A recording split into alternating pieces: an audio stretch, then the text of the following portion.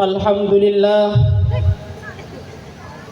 Alhamdulillahil azizil mu'taz bi'ulumin azizatin wa kullu azizin bi'izzati mu'taz. Ya azizu ta'azzastu bi'izzatika wa man i'tazza biduni 'izzatika fahuwa dalilun innallaha qawiyyun aziz. Usalli wa usallimu ala sayyidina Muhammadinil 'izzah mu'azzizil islami bil ma'izzah wa ala alihi wa ashabihi asta'izzuhu ala inza'in bit ta'zizil 'izzati lillahi wa rasulihil a'izza.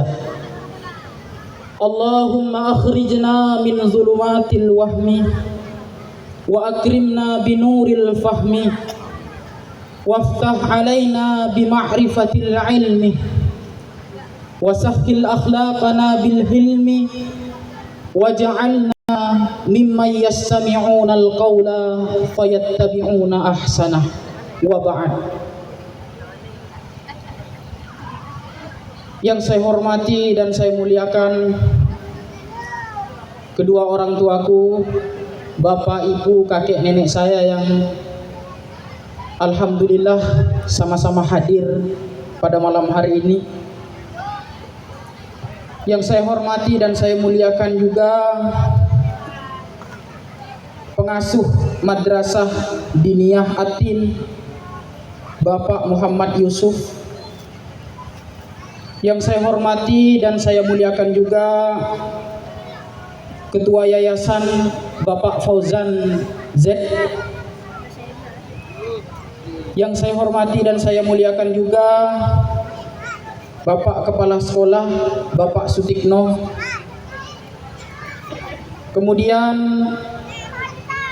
yang terhormat dan yang mulia juga Bapak Kepala Desa serta perangkat desa yang sempat hadir pada malam hari ini. Yang saya hormati dan saya muliakan juga Bapak Kapolsek, Bapak Koramil beserta jajaran yang sempat hadir. Yang saya hormati dan saya muliakan juga seluruh kepala madrasah sekecamatan Masalembu yang sempat hadir. Kemudian yang saya hormati dan saya muliakan juga para alim ulama, para kiai, para tokoh masyarakat, para undangan, bapak-bapak, ibu-ibu, saudara-saudariku yang tidak bisa saya sebutkan namanya satu persatu, tetapi tidak mengurangi rasa hormat saya kepada kalian semua. Mudah-mudahan semuanya dimuliakan dan dirahmati oleh Allah Subhanahu wa ta'ala. Amin amin ya rabbal alamin. Gimana kabarnya Bapak Ibu? Sehat? Alhamdulillah. Pertama-tama mari kita bersyukur kepada Allah Subhanahu wa ta'ala dengan mengucapkan alhamdulillah. Tidak ada ungkapan yang paling baik, tidak ada ungkapan yang paling menarik dan paling indah dalam kehidupan ini kecuali ungkapan syukur kita kepada Allah Subhanahu wa ta'ala. Begitu banyak manusia yang mereka bergelimang dengan kesibukan, tetapi tidak banyak di antara mereka yang meluangkan kesempatan. Ada orang-orang yang bergelimang dengan kesehatan, tapi tidak banyak di antara mereka yang mampu melakukan kebaikan. Di antara manusia juga ada yang bergelimang dengan masalah-masalah, tetapi tidak banyak di antara mereka yang mampu mengadu kepada Allah Subhanahu wa ta'ala. Dan begitu juga ada manusia, orang-orang yang bergelimang dengan nikmat-nikmat Allah, tetapi tidak banyak juga di antara mereka yang mampu bersyukur kepada Allah Subhanahu wa ta'ala. Di dalam Al-Quran disebutkan, wa atakum min kulli ma sa'altumuh. Tuhanmu itu, Allah sudah memberikan apa yang engkau minta kepadanya. Sesungguhnya Dia sudah memberikan apa yang engkau mohonkan kepada Dia. Ada orang-orang yang meminta kekuasaan, Allah kasih pangkat, Allah kasih jabatan. Ada orang-orang yang meminta kekayaan, Allah sudah kasih mereka harta. Ada orang-orang yang meminta kesehatan, Allah sudah kasih mereka kebugaran fisik, jasmani dan rohani. Ada juga orang-orang yang meminta nikmat-nikmat Allah, maka Allah taburkan nikmat-nikmat itu ke alam jagat raya ini. Bahkan Allah katakan di dalam Al-Quran, bertebaranlah kamu di muka bumi Allah, carilah karunia Allah sebanyak-banyaknya, wantashiru fil ardi wabtaghu min fadlillah, kata Allah. Jadi banyak orang yang hanya mengambil dan mencari tapi tidak mau berterima kasih dan bersyukur. Padahal kata Allah, wa ista'azzana rabbukum, ketika Tuhan kalian sudah memaklumatkan, la in syakartum la azidannakum, andai orang-orang masa lembu itu mampu bersyukur, mampu berterima kasih kepada nikmat-nikmat yang telah aku berikan kepada mereka, kata Allah, la azidannakum, aku akan tambah nikmat-nikmat itu kepada mereka. Wala in kafartum inna adzabi lasyadid, kata Allah di penghujung kalimat itu mengatakan, tetapi kalau orang-orang masa lembu itu tidak mau bersyukur terhadap nikmat-nikmat yang telah kuberikan, Allah tidak langsung mengazab kita Bapak Ibu sekalian. Allah hanya mengingatkan kita, sesungguhnya azabku sangatlah pedih. Oleh sebab itu maka kita bersyukur pada malam hari ini. Kita bersyukur karena bisa hadir di tempat yang insya Allah penuh dengan keberkahan ini, datang jauh-jauh dari rumah dengan penuh keikhlasan, melangkahkan kaki, mengayunkan tangan, hadir di tempat ini dalam rangka menghadiri acara pengajian umum yang diadakan oleh madrasah diniyah atau sekolah diniyah ini. Kemudian yang kedua, salawat dan salam kecintaan mari kita kirimkan kepada kekasih tercinta. Mari kita kirimkan kepada seseorang yang titelnya tidak pernah luntur di telan zaman. Seseorang yang gelarnya tidak pernah pudar di telan masa. Seseorang yang pangkatnya tidak akan terhapus dari dunia ini. Dia bertitel Habibullah, dia bergelar Rasulullah, dia berpangkat Nabiullah, yang tidak lain dan tak bukan adalah Muhammad sallallahu alaihi wasallam. Seseorang yang akhlaknya adalah Al-Quran, tutur katanya adalah hadis, perbuatannya adalah sunnah. Seseorang yang mampu mengajarkan kepada kita apa arti syukur sesungguhnya. Dialah yang diutus Allah Subhanahu wa ta'ala kepada kita. Orang yang dinding rumahnya terbuat dari ranting dan dahan pohon kurma, atap rumahnya terbuat dari pelepah-pelepah kurma Bapak Ibu sekalian, tapi dia masih bisa mengatakan baiti jannati, rumahku adalah surgaku. Dialah orang yang diutus oleh Allah kepada kita. Allah sampaikan lewat firman-Nya di dalam Al-Quran, laqad ja'akum rasulun min anfusikum azizun 'alaihi ma 'anittum harisun 'alaikum bil mu'minina raufur rahim. Telah aku datangkan seorang rasul dari kalangan kalian sendiri. Dia merasakan apa yang kalian rasakan. Dia hanya menginginkan agar umatnya itu selamat, agar umatnya itu beriman. Sungguh kata Allah, dia adalah orang yang penyantun, penyayang terhadap orang-orang yang beriman. Maka dia adalah panutan yang paling mulia. Dia adalah pedoman yang paling agung, raja dari segala raja, ketua para nabi dan rasul, penguasa dari segala penguasa. Tetapi dia tetap tawadu Bapak Ibu sekalian. Dia katakan kepada kita, innama bu'itsu liutammima makarimal akhlaq. sesungguhnya aku diutus oleh Allah ke muka bumi ini hanya untuk menyempurnakan akhlak, hanya untuk menyempurnakan tingkah laku, hanya untuk menyempurnakan akhlakul karimah dengan pedoman-pedoman yang telah ditetapkan. Makanya Nabi Sallallahu Alaihi Wasallam mengatakan kepada kita lewat sabdanya yang berbunyi, taraktu fikum amraini, aku tinggalkan dua perkara untuk orang-orang masa lembu. Lan tadillu abadan, kalian tidak akan tersesat. Orang-orang masa lembu ini tidak akan tersesat ma tamassaktum bihima, selama orang-orang masa lembu itu mampu berpegang teguh kepada dua perkara ini. Apa itu? Kitab Allahi, kitab Allah Al-Quran, was sunnat rasuli, dan sunnah Rasulullah, hadis Nabi Muhammad Sallallahu Alaihi Wasallam. Maka dengan kita bersolawat, sering menyampaikan, sering mengucapkan Allahumma salli ala Sayyidina Muhammad, mudah-mudahan kelak di padang mahsyar nanti ketika kita sama-sama dikumpulkan, kita sama-sama mendapatkan syafaat Rasulullah Sallallahu Alaihi Wasallam. Amin amin ya rabbal alamin. Bapak-bapak, ibu-ibu yang dimuliakan Allah Subhanahu wa taala, saya mau memohon maaf sebelumnya Bapak Ibu sekalian.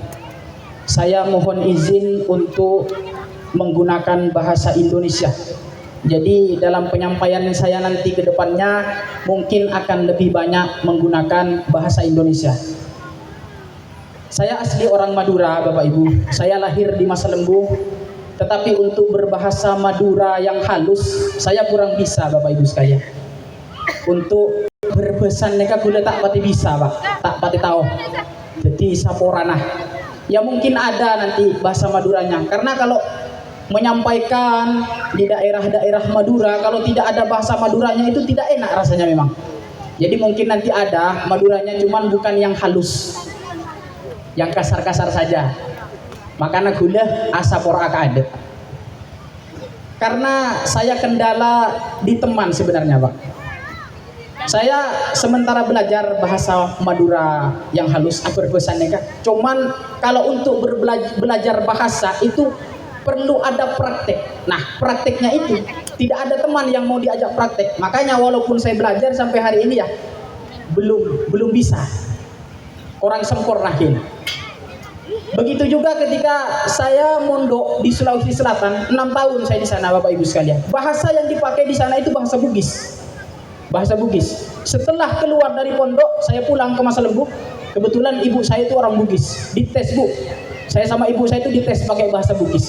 Ibu saya pakai bahasa Bugis, alhamdulillah saya lancar bahasa Madura.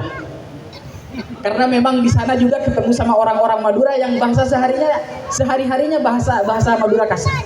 Jadi seporana gula mohon izin untuk lebih banyak menggunakan bahasa Indonesia ketimbang bahasa Madura. Ibu ada Madura naging karotok ngantok ruah deh. Tara pagi Bu, tara pagi Pak. Baik, bapak-bapak, ibu-ibu yang dimuliakan Allah Subhanahu Wa Taala.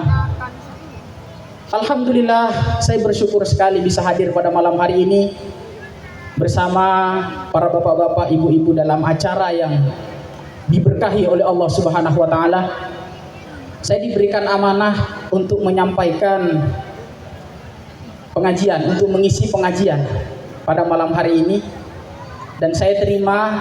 Ya, alasan yang pertama karena untuk mengamalkan ilmu yang saya dapatkan baik selama saya mondok 6 tahun di Sulawesi Selatan, Darud Dakwah wal Irsyad Mangkosok sana, kemudian dilanjutkan belajar di Surabaya, dan saat ini saya sedang berada di Yogyakarta.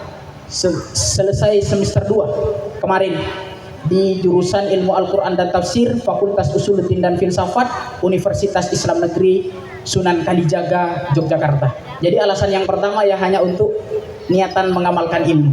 Kemudian yang kedua adalah agar saya dengan Bapak Ibu sekalian itu bisa berada di golongan orang-orang yang kata Allah adalah golongan orang-orang yang beruntung.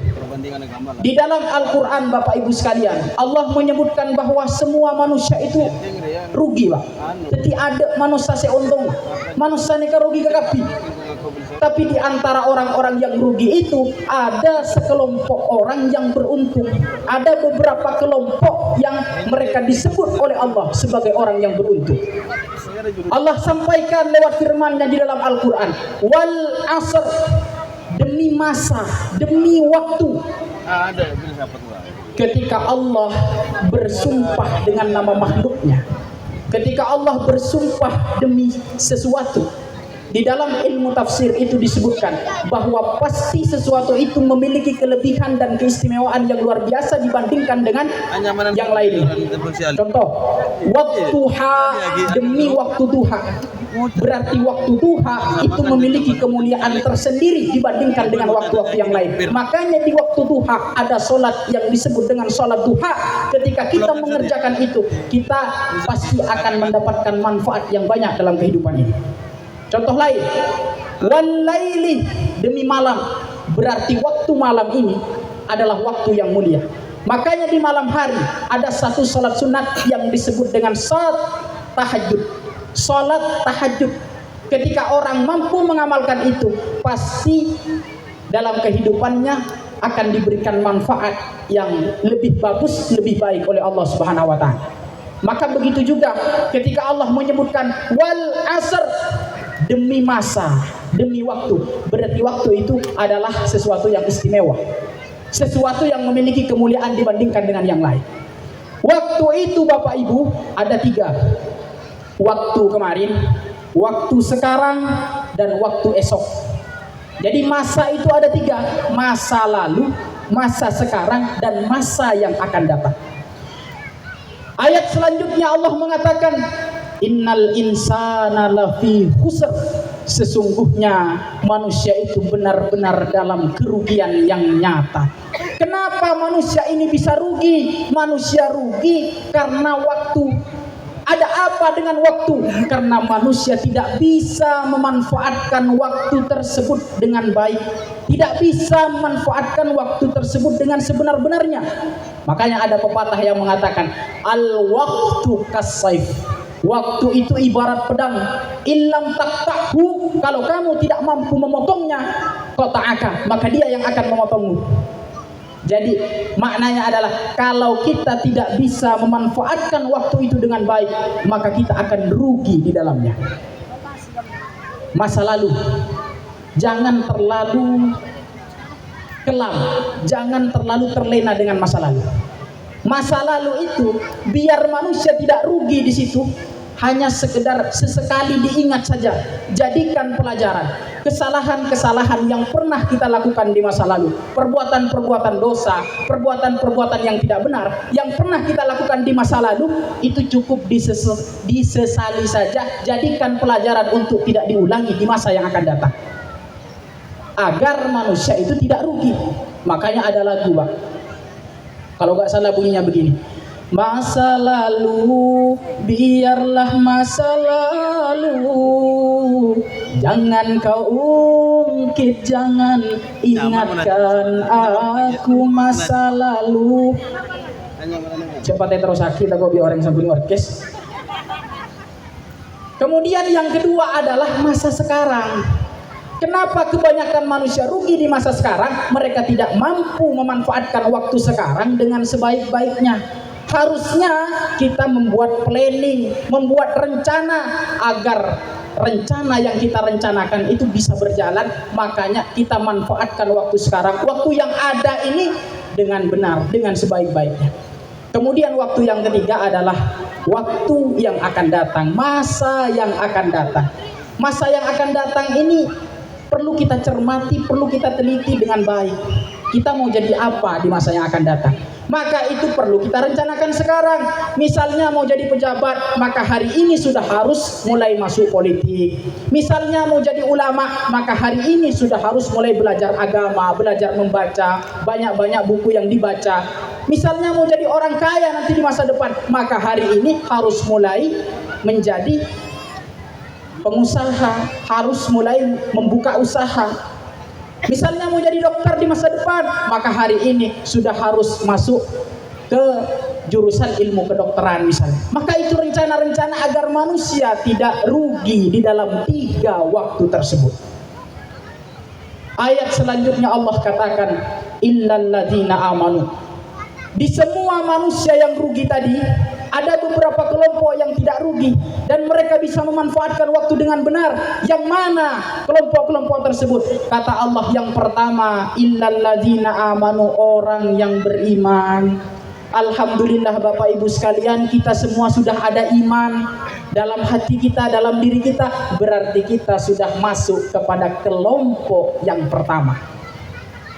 Kemudian kelompok yang kedua, wa amilus solihat, orang-orang yang mengerjakan amal soleh.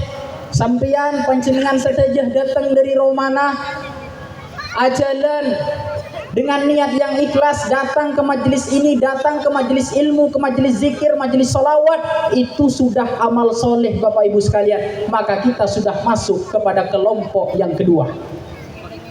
Kemudian kelompok yang ketiga dan yang keempat, inilah yang sementara saya berusaha agar kita masuk di dalamnya. Allah mengatakan, watawasau bil haqqi watawasau bis sabr. Saling nasihat menasehati dalam kebaikan dan saling nasihat menasehati dalam kebenaran. Karena saya yang diberikan amanah untuk berbicara, maka tidak ada niatan sedikit pun saya untuk mengajari Bapak Ibu sekalian. Yang saya niatkan adalah hanya untuk saling mengingatkan, saling nasihat menasehati antara sesama saudara muslim kita.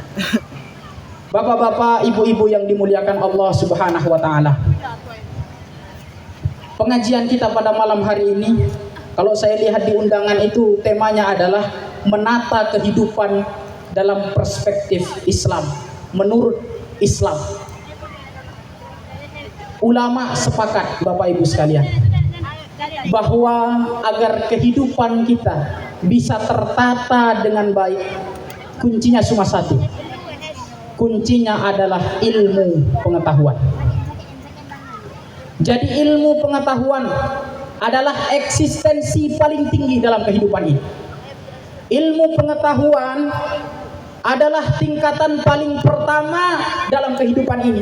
Makanya orang-orang yang memiliki ilmu pengetahuan pastilah dalam kehidupannya memiliki pengaruh yang besar.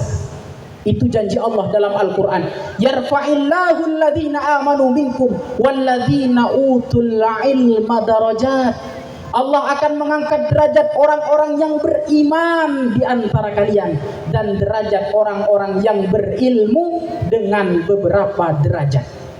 Jadi ilmu itu nomor 1. Akhlak, ibadah itu nomor 2 Bapak Ibu sekalian.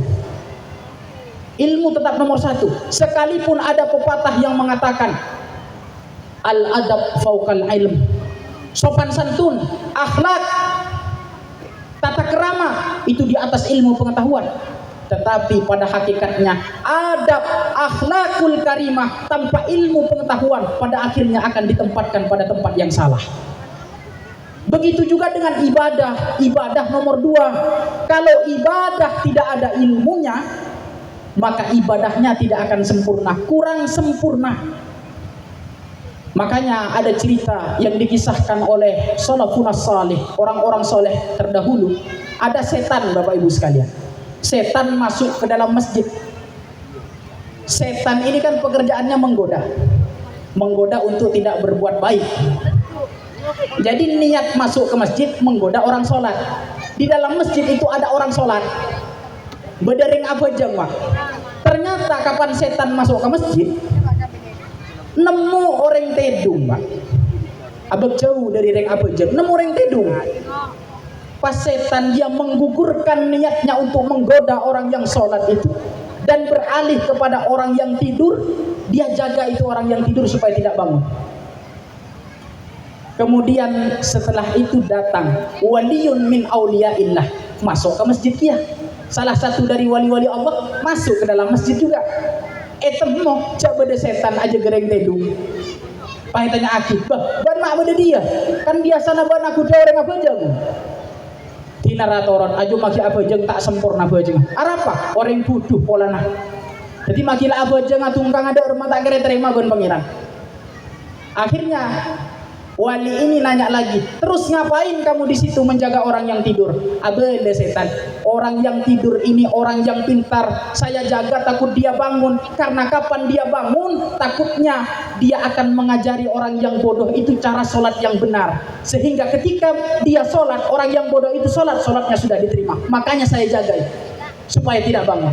Maka dari kisah itulah lahir ungkapan yang berbunyi, naumul alim khairum min ibadatil jahil. Tidurnya orang berilmu itu lebih baik daripada ibadahnya orang bodoh. Oleh sebab itu maka ilmu itu adalah nomor satu eksistensi paling besar dalam kehidupan ini.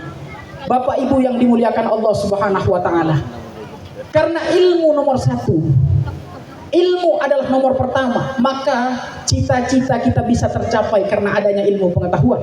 Harus dengan ilmu pengetahuan, mau pekerjaan apapun dalam kehidupan ini harus ada ilmunya, harus beda ilmuna.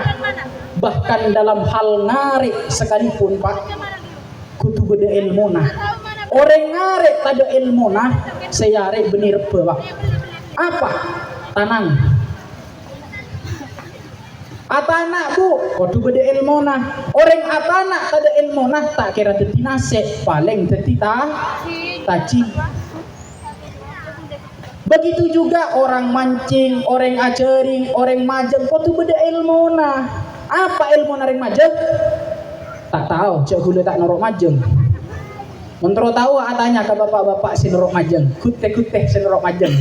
Beda ilmona. Untuk menjadi seorang dokter harus ada ilmunya Bapak Ibu sekalian. Dokter tidak ada ilmunya, wah kacau Pak. Bedari nggak periksa misalnya datang Pak Dok.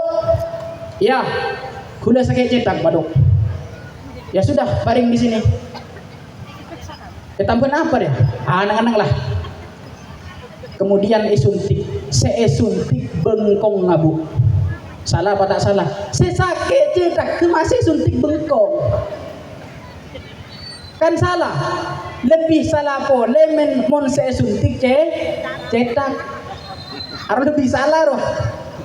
Saya kemas saya suntik kok, ya tak tahu jago lebih dokter. Maka mon cetak saya suntik pah metode, ya metame pah mate, dokter masih masuk penjara Pak. Itu kalau dokter tidak ada ilmunya.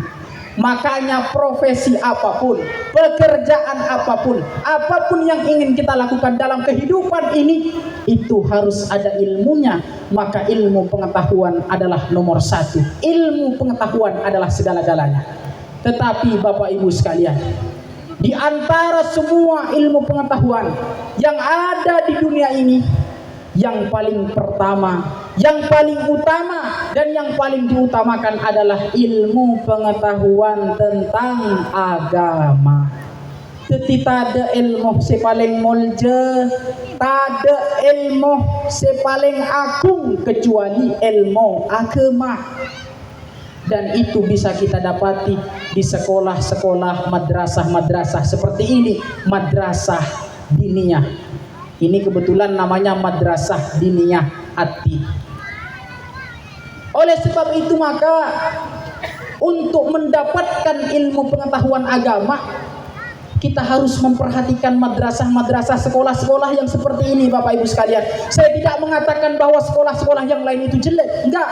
Saya tidak mengatakan bahwa sekolah-sekolah yang lain itu salah, tidak. Cuman kalau sekolah-sekolah yang lain itu masih dicampur baurkan antara pelajaran umum dengan pelajaran agama, itu masih bercampur baur. Tapi kalau madrasah-madrasah seperti ini, madrasah diniyah ini, pelajarannya cuman pelajaran agama. Pengajaran pun agama, tetina kanak nikah fokus Pak, fokus. Maka disinilah anaknya sampean, anaknya panjenengan seteja diajari ilmu agama, ajari dasar-dasar agama. Orang nikah Pak mun tada dasar agama, keimanan nikah bisa lontor, keislaman nikah bisa elang, mun tada dasar agama. Bacaan syahadat yang seperti apa yang akan kita bawa kepada liang lahat? Apakah bacaan syahadat asyhadu an la ilaha illallah wa asyhadu anna muhammadar rasulullah hanya sekedar diucapkan oleh lisan yang kaku ini? Apakah harus dibuktikan oleh anggota badan ini? Maka itulah yang dipelajari oleh anak-anak kita, anak-anak panjenengan seteja di sekolah-sekolah, di madrasah-madrasah diniyah ini. Diajari juga tentang sholat, diajari juga tentang tiang agama. Suatu bangunan Bapak Ibu sekalian, bangunan itu kalau tidak ada dindingnya dia masih bisa berdiri dengan kokoh. Tidak ada atapnya dia masih bisa berdiri dengan tegak. Tapi ketika satu bangunan itu tidak ada tiangnya, tak lama dia akan roboh dan runtuh. Maka begitu jugalah agama kita, Pak. Agama Islam ini ada tiangnya. Nabi mengatakan as-salatu ibaduddin. Faman aqamaha faqad aqamaddin wa man tarakaha faqad hadamaddin. Salat itu tiangnya agama. Maka barang siapa yang mengerjakan salat, sungguh dia telah membangun agamanya. Wa man tarakaha, dan barang siapa yang meninggalkan salat, maka sungguh dia telah meruntuhkan agamanya. Oleh sebab itu maka ajari anak-anak panjenengan sedaja, ajari anak-anak bapak ibu abejeng bu, anak-anak cek karo ajari TikTok, cek karo ajari aget joget. Sampeyan mau ningali anak-anak joget, aduh cek lebur datang anak cek pelak ke joget lote. Tapi mau tak abejeng, tak mau cak butuh, salah sampeyan. Ajari anak-anak kita sholat. Yang disuruh mengajari itu bukan saya sebenarnya. Nabi muru auladakum bis shalah wa hum abna'u sab'i sinin. Perintahkan anak sampeyan, anak kalian sholat itu pada saat umur 7 tahun. Mon anak-anak sampeyan umur 7 tahun, soro abejeng bu, soro abejeng teh. Wadribuhum 'alaiha wa hum abna'u 10 sinin, dan pukullah dia kalau tidak mau salat pada saat umur 10 tahun. Ketimon anak-anak sampeyan umur 10 tahun, suruh abejeng tak anda abejeng. Porpor, tokol, pas-pas dipanjelin. Jadi harus dihilangkan rasa tega. Tidak ada tega-tegaan dalam hal agama, dalam hal ilmu pengetahuan agama, dalam hal syariat. Itu harus dihilangkan rasa-rasa kasihan itu kepada anak-anak. Biar apa? Biar tegas kita Pak. Biar disiplin anak-anak kita. Apa mak harus diajari putra-putrina sampean abejeng. Karena sholat itu adalah miftahul khair, pembuka kebaikan.